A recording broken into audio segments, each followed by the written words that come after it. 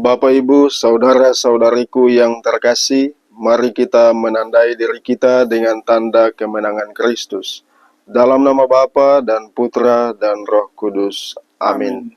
Tuhan Allah Bapa yang Maha Kasih, kami mengucap syukur dan berterima kasih kepadamu atas begitu besar kasih-Mu bagi kami. Pada saat ini kami akan merenungkan sabda-Mu, sabda Yesus. Semoga lewat bantuan Roh Kudus kami dimampukan untuk membaca, merenungkan, dan menghayati pesan-pesan bacaan Injil hari ini dalam kehidupan kami setiap hari. Dikaulah Allah kami yang hidup dan berkuasa, kini dan sepanjang segala masa. Amin. Tuhan bersamamu dan bersama rohmu. Inilah Injil suci menurut Markus. Dimuliakanlah Tuhan.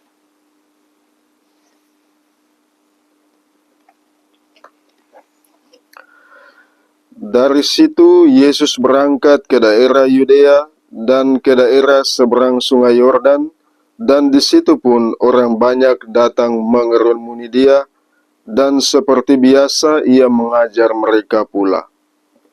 Maka datanglah orang-orang Farisi, dan untuk mencoba Yesus mereka bertanya kepadanya, apakah seorang suami diperbolehkan menceraikan istrinya? Tetapi jawabnya kepada mereka, apa perintah Musa kepada kamu? Jawab mereka, Musa memberi izin untuk menceraikannya dengan membuat surat cerai. Lalu kata Yesus kepada mereka, justru karena ketegaran hatimulah, maka Musa menuliskan perintah ini untuk kamu. Sebab pada awal dunia, Allah menjadikan mereka laki-laki dan perempuan, sebab itu laki-laki akan meninggalkan ayahnya dan ibunya dan bersatu dengan istrinya, sehingga keduanya itu menjadi satu daging. Demikianlah mereka bukan lagi dua, melainkan satu. Karena itu, apa yang telah dipersatukan Allah tidak boleh diceraikan manusia. Ketika mereka sudah di rumah, murid-murid itu bertanya pula kepada Yesus tentang hal itu. Lalu katanya kepada mereka, barang siapa menceraikan istrinya lalu kawin dengan perempuan lain, ia hidup dalam perzinahan terhadap istrinya itu. Dan jika si istri menceraikan suaminya dan kawin dengan laki-laki lain, ia berbuat zina. Demikianlah sabda Tuhan. Terpujilah Kristus.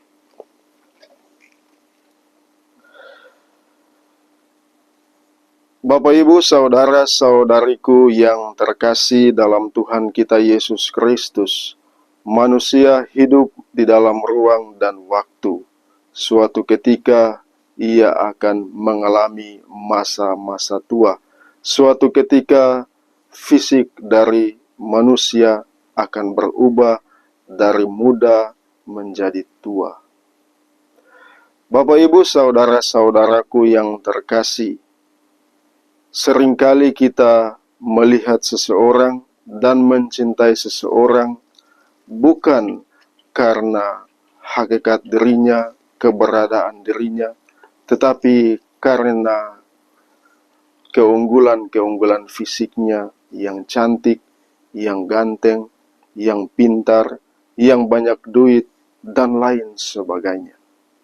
Akhirnya persahabatan, bahkan relasi sebagai suami istri, bukan dibangun berdasarkan cinta, tetapi karena ketertarikan pada hal-hal fisik lahiriah belaka. Dan karena itu seringkali kita menjumpai banyak orang yang pada akhirnya meninggalkan pasangannya karena pelbagai sebab. Ada karena usianya semakin tua, karena sakit, karena kekurangan finansial, dan lain sebagainya.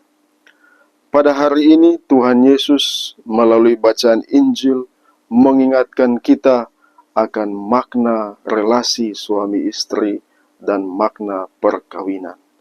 Ada dua hal yang sangat penting.